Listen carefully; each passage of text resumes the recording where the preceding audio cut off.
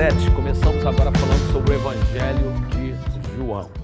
Eu sei que você já ouviu falar isso várias vezes, mas toda vez que eu ensino o Evangelho, eu digo, esse é o meu favorito. Quando eu ensino Marcos, eu digo, Marcos é o meu favorito. Quando eu ensino Mateus, eu digo o mesmo, Lucas, eu digo o mesmo, mas João é muito especial. Quando eu dou essa aula presencial, eu peço que os alunos fechem os olhos quando eu faço essa leitura. Então você aí, onde você está, se você quiser fechar os olhos quando eu estiver fazendo essa leitura, ajudaria você a se colocar no lugar onde isso aconteceu. Então, eu vou ler, eu queria que você ou fechasse seus olhos, mas ficasse meditando e não se preocupasse muito em olhar para mim. No princípio era o Verbo. Ele é um homem velho, aquele que senta no banco e se encosta na parede, olhos fechados e rosto liso. Se não fosse pela sua mão tocando sua barba, parecia que estivesse dormindo. Alguns na sala até mesmo achavam que ele estava.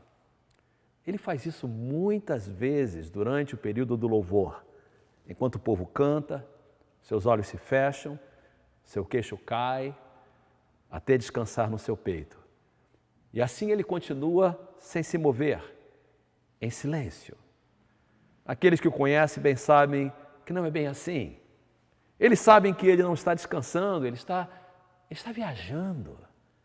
Ao som da música, ele viaja de volta, bem atrás, até que ele está novamente jovem. Forte de novo, lá de volta, lá nas margens do mar com Tiago e os outros apóstolos. Lá na estrada com os discípulos e as mulheres, lá no templo com Caifás e os outros acusadores. Já se passaram 60 anos, mas João ainda pode o ver. As décadas tiraram a força de João, mas não a sua memória. Os anos escureceram a sua vista, mas não a sua visão. O tempo pode ter enrugado seu rosto, mas não amoleceu o seu amor. Ele esteve com Deus. Deus esteve com ele. Como ele poderia esquecer? O vinho, que momentos antes era água. João podia ainda sentir o gosto do vinho. A lama colocada nos olhos do cego em Jerusalém, João podia ainda lembrar. O aroma do perfume de Maria que encheu o recinto, João podia ainda sentir o cheiro. Eu sou a luz do mundo, ele ouvia. Eu sou o caminho, a verdade e a vida. Eu voltarei, a voz prometia, e levarei vocês para estarem comigo. Aqueles que creem em mim, a voz assegurava, terá vida, até mesmo se eles morrerem. João podia ouvir, João podia ver. Cenas marcaram o seu coração, palavras penetraram a sua alma. João nunca poderia esquecer. Como poderia? Ele esteve lá. Ele abre os seus olhos e pisca. A música parou, a pregação começou. João olha para os ouvintes e ouve o pregador. Se ele somente tivesse tido a oportunidade de estar lá, mas ele não teve. E a maior parte deles não tiveram, a maior parte nem eram vivos. E a maioria dos que eram vivos já morreram. Pedro já foi, Tiago também, Natanael, Marta, Filipe, todos já passaram. Até Paulo, que veio mais tarde, já morreu. Somente João permanece. Ele olha novamente para a igreja, pequena, mas fervorosa. Eles cuidadosamente ouvem o pregador. João ouve também. Que dificuldade! Falar de alguém que ele nunca viu, explicar palavras que ele nunca escutou. João está lá se o pregador precisar dele, mas o que acontecerá quando João não estiver mais com eles? O que o pregador fará então? Quando a voz de João silenciar e a sua língua parar, quem falará para eles como Jesus silenciou as ondas? Eles ouvirão como ele se alimentou os 5.000, eles lembrarão como ele orou por unidade, como eles saberão se somente eles pudessem estar lá. De repente, no seu coração ele sabe o que fazer. Mais tarde, embaixo da luz de uma casa iluminada pelo sol, O velho pescador desenrola o rolo e começa a escrever a sua vida. No princípio, era o Verbo. Essa narração foi escrita por Max Lucado e está na introdução da sua Bíblia devocional do Evangelho de João. Eu gosto muito de ler isso porque me faz ir a Éfeso no final da década 90 do primeiro século. Quando João escreve o seu livro, outros livros já tinham sido escritos. Marcos já tinha escrito o seu livro, Mateus já tinha escrito o seu livro, Lucas já tinha escrito o seu livro, 3 evangelhos já estavam circulando, mas João quer escrever. E João não é um evangelho sinótico, é totalmente diferente do evangelho de Mateus, Marcos e Lucas. Em João não há parábolas. João tem um propósito diferente. João escreve para crentes. Nós encontramos isso na Bíblia. E ele diz no capítulo 20, verso 31, estes, porém, foram escritos para que creiais que Jesus é o Cristo, o Filho de Deus, e para que crendo tenhas vida em seu nome. João 20, 31. No original, para que creiais está no presente, contínuo, para que continuem crendo. Então João está dizendo, eu estou escrevendo isso para que vocês continuem crendo que Jesus é o Cristo, Filho de Deus, e para que crendo tenhas vida em seu nome. Existem muitas formas da gente estudar esse interessante evangelho, estrutura do evangelho, e para as estruturas tradicionais do evangelho de João, eu queria que você lesse a página 151 a 201 do seu livro texto. Você é responsável por essa leitura desse texto. Nós vamos estudar uma estrutura bem diferente na nossa aula de hoje. Porque o quarto evangelho, ele é único não só no seu material, mas também na sua estrutura. Nós vamos ver a estrutura desse livro no ponto de vista de paralelismo. Você lembra que eu expliquei para você o que é paralelismo? É você falar das mesmas verdades em paralelo. O autor, ele era judeu, ele conhecia bem esse tipo de estrutura e nós vamos ver o paralelismo nos sinais públicos apresentado por Jesus. Eu queria mostrar para você então esses 7 sinais. Você vai notar que o Evangelho de João, ele está dividido em 7 sinais e 7 ensinos de Jesus, ou 7 palavras de Jesus. Então, os sinais estão em volta da festa da Páscoa. Então, vou colocar a Páscoa aqui em vermelho. E a Páscoa, ela é chave na estrutura de João. Lembra que a Páscoa é quando os judeus celebravam a saída do Egito e o cordeiro pascual, o cordeiro da Páscoa, era imolado, era morto. No livro de João nós encontramos 3 Páscoas. É aí que a gente entende que o ministério de Jesus era de 3 anos. Você não tem isso em Mateus, você não tem em Marcos, nem tem em Lucas. E você vai encontrar que a Páscoa está no capítulo 2, no capítulo de número 6 e no capítulo de número 11. São 3 Páscoas, 2, 6 e 11. E o que nós vamos encontrar é que os sinais estão divididos desta forma. Então você tem, eu vou botar P para Páscoa. São 3 Páscoas, tá? Então você tem Páscoas, são 7 sinais. 7 sinais. O que são sinais, pastor? São 7 sinais, são 7 milagres que Jesus fez para evidenciar que ele era o Filho de Deus. Então você tem Páscoa, sinal 1 e sinal 2. Depois você tem Páscoa, sinal 3 e sinal 4. Depois você tem Páscoa, sinal 5 e sinal 6.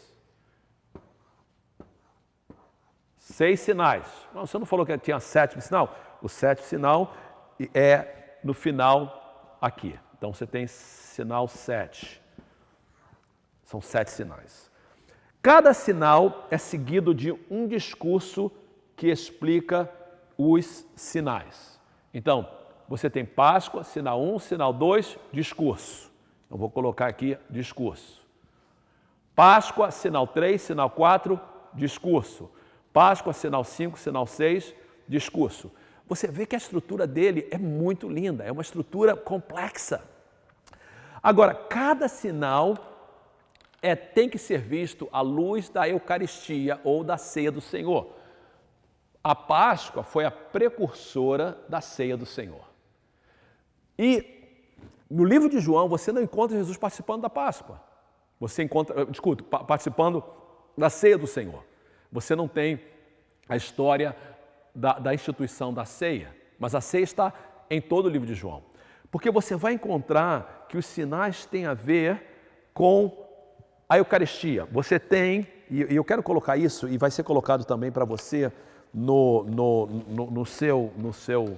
na tela da televisão, onde você está assistindo, do computador. Mas quando eu falo de Eucaristia, Eucaristia é uma palavra que a gente usa para a ceia do Senhor, tá? Eucaristia é a mesma palavra, a ceia do Senhor, ela vem da palavra Eucaristo, que é e agradecendo, foi o que Jesus fez. Então você vai encontrar Páscoa,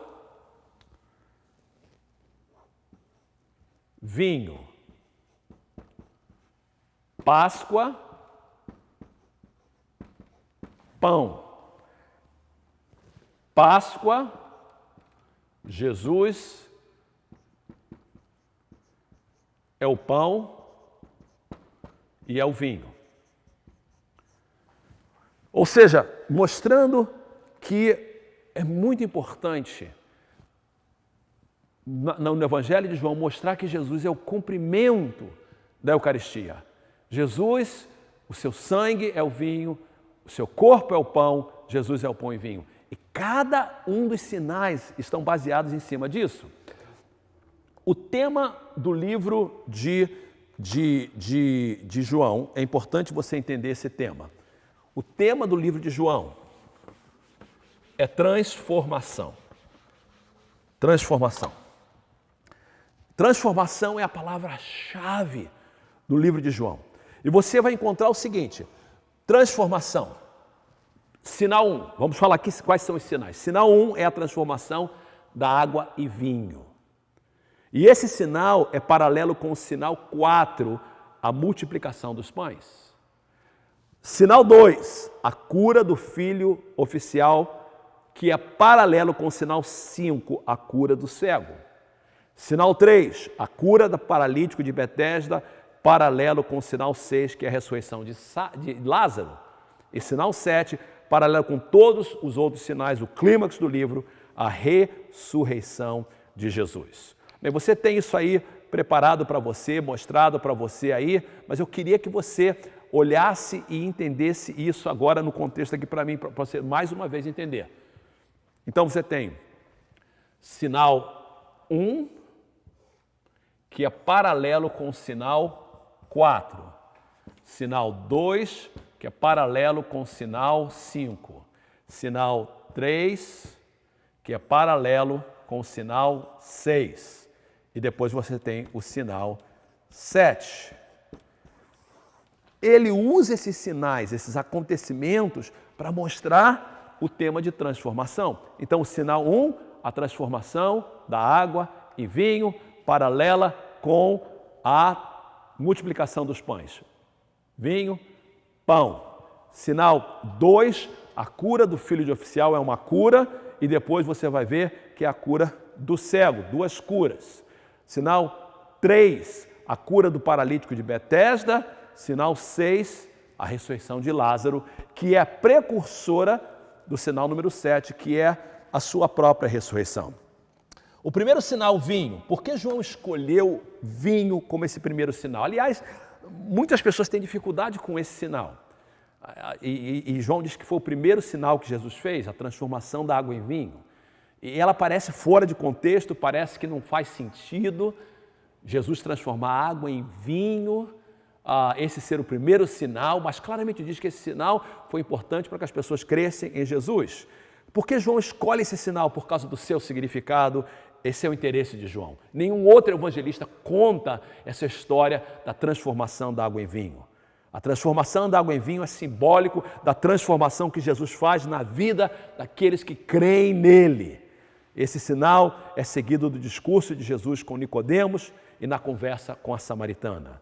O sinal paralelo é a multiplicação dos pães, que é a transformação de poucos pães em muitos pães. E é seguido do discurso, Jesus diz, eu sou o pão e a vida. O vinho e o pão, elementos da ceia do Senhor, elementos da Eucaristia.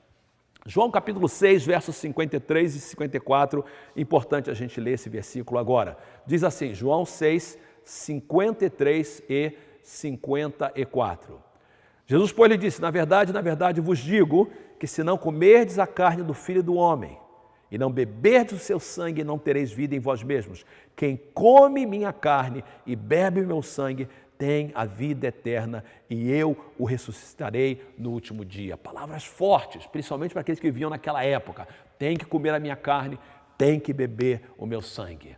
Então você vê que esses sinais são fortíssimos para mostrar que Jesus, para nos transformar, nós precisamos de ter Ele dentro de nós, como a gente pode digerir o pão e beber o vinho.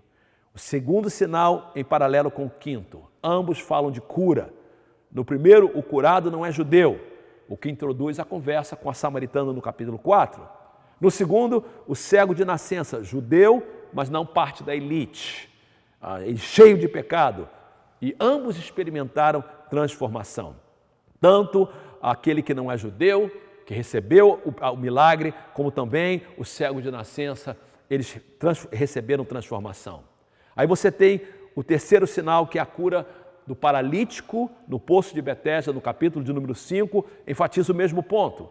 E nesse sinal a magnitude é maior, pois o homem agora é paralítico por 38 anos. Ele experimenta a transformação e recebe vida.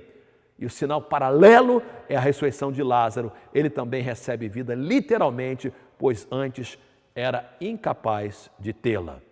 E o sexto sinal introduz o sétimo. O sexto é maior em magnitude e resposta. Um homem morto há 4 dias recebe vida. Esta é a maior transformação, morte em vida. João cuidadosamente escolhe. Ele diz assim, Jesus fez muita coisa no final de João, mas eu vou escolher os principais para você entender o significado de cada sinal. E o significado de cada sinal tem a ver com transformação. E o sétimo sinal é a sua própria ressurreição, a ressurreição de Jesus, que é o cumprimento do tema do livro, de todos os livros, é o cumprimento da palavra de Jesus, que se a gente viver com ele, a gente vai ser transformado. Você vê então que isso é maravilhoso. O sétimo sinal é o cumprimento do tema dos elementos do pão e do vinho. Mesmo a Eucaristia não ser mencionada em João, como é nos sinóticos, Jesus personifica a Eucaristia, a ceia do Senhor. Ele é o Cordeiro Pascual e a sua morte é lembrada pelo pão e o vinho. Isso é muito maravilhoso. A estrutura de João é muito maravilhosa.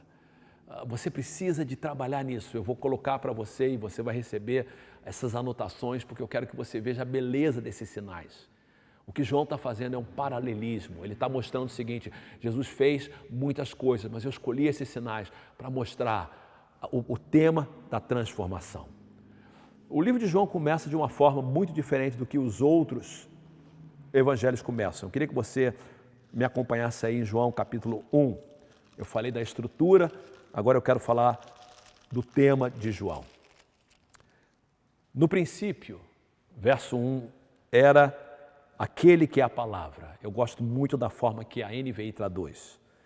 Ele estava com Deus e era Deus, ele estava com Deus no princípio. Esse termo logos era um termo usado na época. E João pega emprestado da literatura da época para aplicar Jesus. Ele diz assim, Jesus é o logos. Jesus é a palavra que Deus falou, encarnada, e ele pode transformar os homens em filhos de Deus. O tema da transformação está em todo o livro. Jesus transforma pecadores, tirando os seus pecados, dando a eles nova vida, restaurando vidas e ressuscitando dos mortos. Como eu disse para vocês, este evangelho foi escrito após todos os outros evangelhos serem escritos. João escreveu esse evangelho possivelmente no final do primeiro século, ano 90 e pouco, um pouquinho antes da sua morte. E João não replica informações contidas nos sinóticos. É como se ele estivesse dizendo assim, olha, você já tem Mateus, você já tem Marcos, você já tem Lucas, eu não vou dar informações que você já tem, mas eu vou dar significado na vida e na obra de Jesus. O propósito de João é trazer significado, ele não quer somente narrar acontecimentos, ensinamentos de Jesus, ele quer mostrar o significado desses acontecimentos. Todos os sinais que ele apresenta no livro são únicos no seu evangelho, com exceção de um. Ou seja, dos 6 sinais, o 7º, a ressurreição de Jesus, estão em todos. Mas dos 6 primeiros sinais, só um aparece nos outros evangelhos, que é a multiplicação dos pães e dos peixes. E João usa esse porque é a sua única opção para ficar no tema da transformação. E você vê que João quer trazer coisas que os outros evangelhos não têm, ele não quer replicar. 3 vezes a Páscoa dos judeus é mencionada. Eu falei para vocês, são 3 Páscoas. E o que João está vendo, ele vê nessa Páscoa mais tarde a luz da ceia do Senhor, a luz da Eucaristia, para estabelecer o importante assunto do seu tema, que é transformação. Ele quer mostrar isso. E para isso, João está disposto até mesmo discordar dos outros evangelhos. João, lembra que eu falei para você que a mente oriental não está preocupada em detalhes, mas está preocupada em princípios. E o que João faz, ele até mesmo muda a crucificação de Jesus para o dia da preparação da Páscoa para afirmar o seu ponto.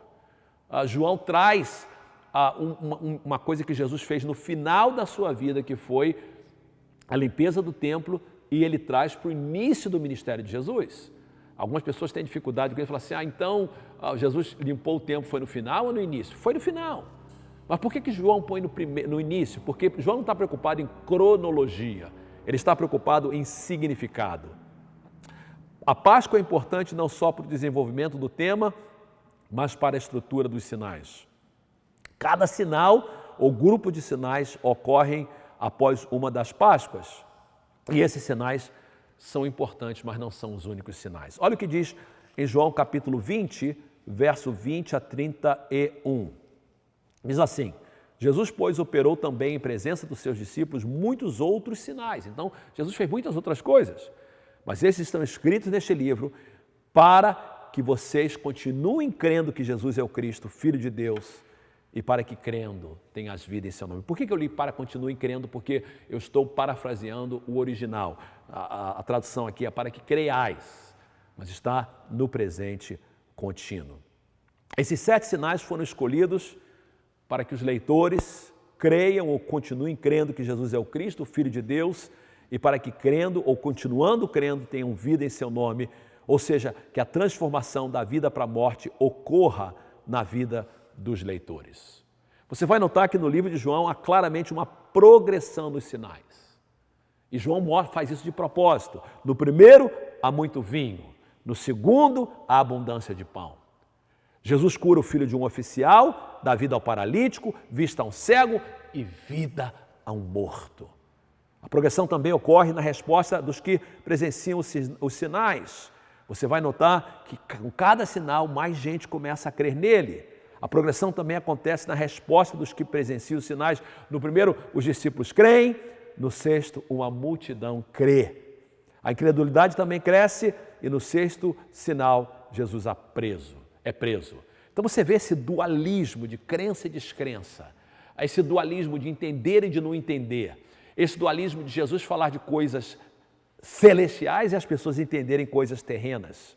E é possível que haja um paralelismo nos sinais do deserto, quando muitos creram e outros também não creram. Fora desses 7 sinais, há outros 2 mencionados também. Eu não quero dizer que são só esses 7 sinais. Você encontra ali também Jesus andando sobre as águas, mas esse não foi um milagre público. E o outro é a pesca maravilhosa, que também não foi público, está no epílogo do livro somente para os discípulos. Mas esses 2 milagres têm que ser vistos à parte. O livro de João é um livro muito complexo.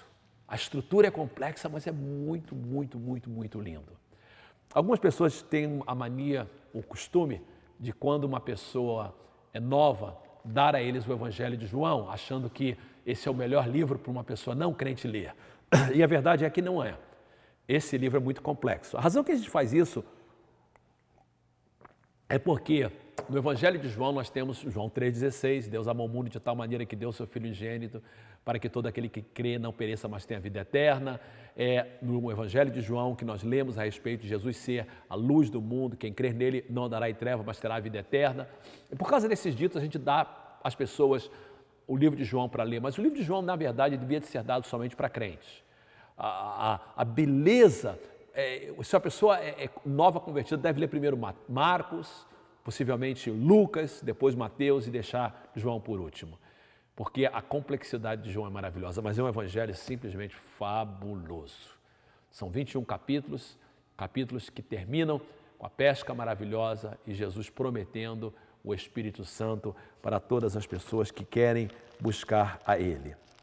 Eu espero que esse evangelho se torne real na sua vida, eu espero que você sinta o desejo mais e mais de ler o evangelho de João e poder receber bastante dele. Eu não tenho tempo para a gente falar mais, mas eu espero que essa rápida aula, e é possível que você vai ter que ouvi-la 2 ou 3 vezes para poder pegar essa ideia do paralelismo dos sinais, acompanhe com o esboço que eu passei para você, leia o seu livro que tem informações extras e talvez você pode querer escrever uma resenha sobre um dos assuntos do Evangelho de João. E se você fizer isso, eu creio que você será muito abençoado. Bem, terminamos os Evangelhos, temos mais uma aula nesse módulo que é Atos dos Apóstolos. Então a gente volta para a última aula desse módulo com Atos dos Apóstolos.